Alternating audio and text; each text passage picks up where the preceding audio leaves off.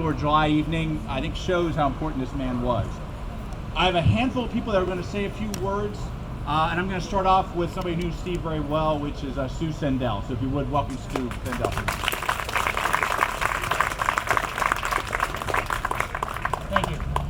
Thank you for coming out and recognizing the contributions that Steve made to all of us. Is it working? Yes. Okay. All right. How's that? It's a comedy club. I've been dealing with this moment for 6 years. And like everything that Steve did, some days it went one step forward, some days it went 2 steps back, and occasionally it took 2 or 3 steps to the side. It's been an interesting experience. People ask me why I did it, and I said this is my last bucket list item.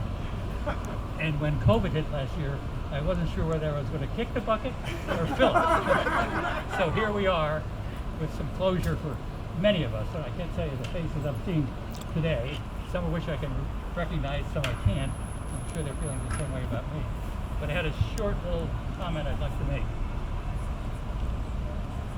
I'm sure you heard the saying that we all stand on the shoulders of giants. Well, for those of us in Morristown now, we're standing on these shoulders.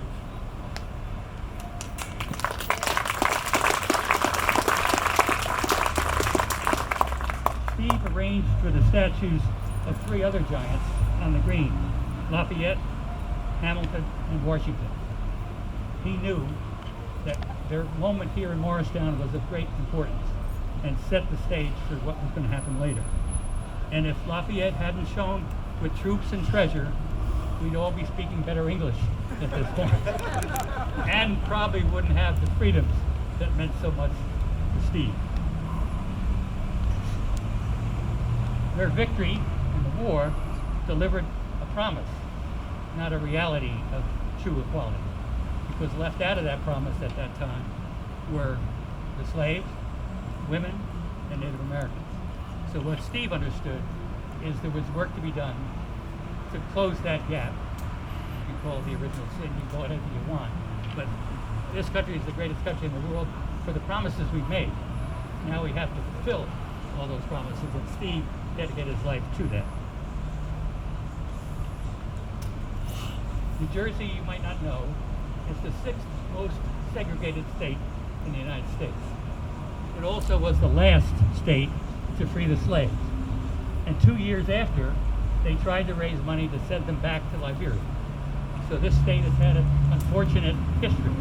But in 1949, when I was 7 years old, the state of New Jersey passed a new constitution.